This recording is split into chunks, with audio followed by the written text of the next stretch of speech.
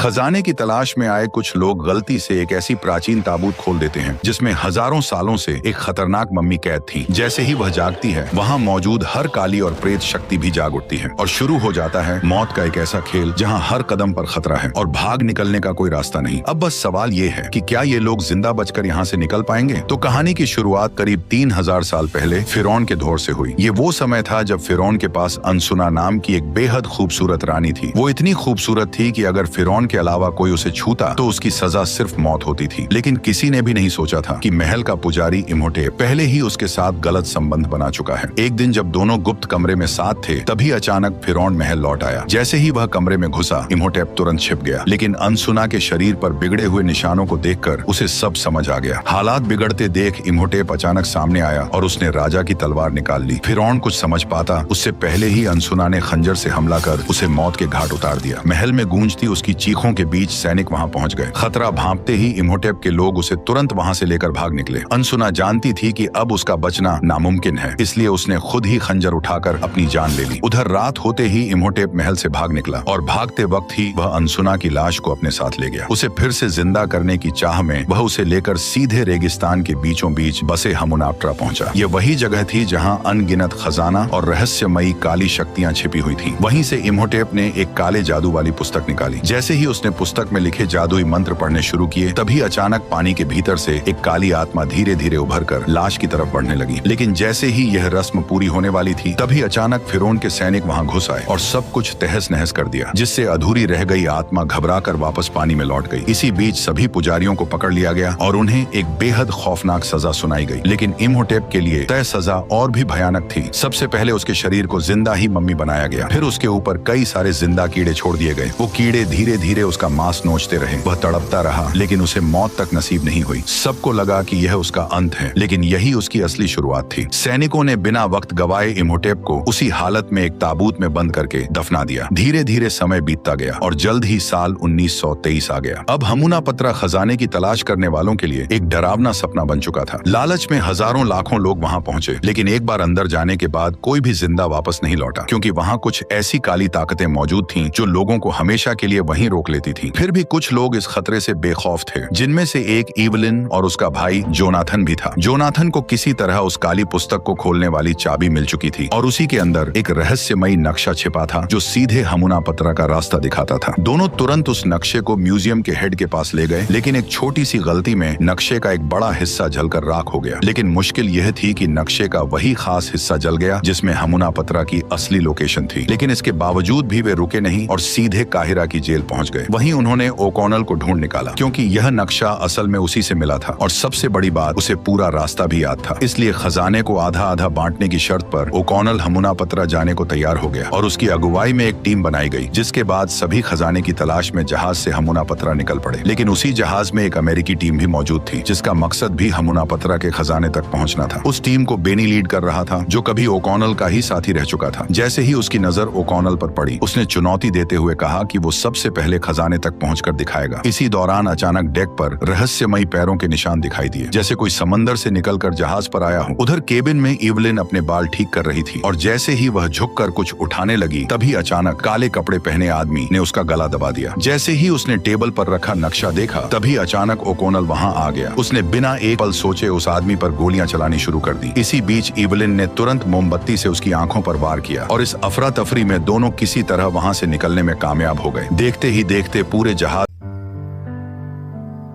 अंधेरी दीवारों में खुद को ढूंढता हूँ मैं। ये जो दिन सहाने थे उन्हीं को सोचता हूँ मैं। तुम्हारे बिन ये मौसम भी बड़ा बेसर्द लगता है। दिल का हर एक कोना अब बहुत ही दूर भरता है। अंधेरी दीवारों में खुद को ढूंढता हूँ मैं। ये जो दिन सुहाने थे उन्हीं को सोचता हूँ मैं। तुम्हारे बिन ये मौसम भी बड़ा सर्द लगता है। दिल का हर एक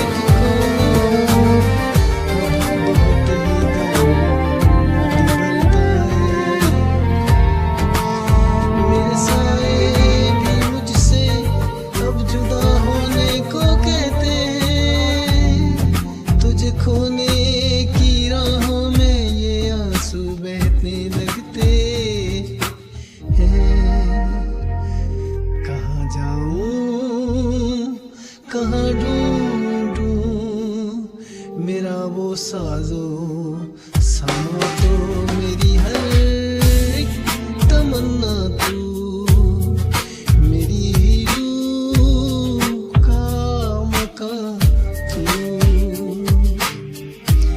लकीरों में नहीं लिखा जो तुमने ख्वाब देखा था, वफा की इस कहानी में फकत एक गम ही लिखा था।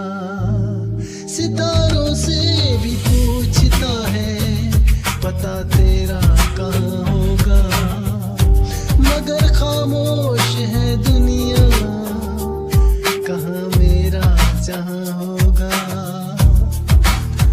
बस एक बार मुड़ के देख ले मेरी बेबसी की सूरत, मुझे है आज भी तेरी वफा की सख्त जरूरत।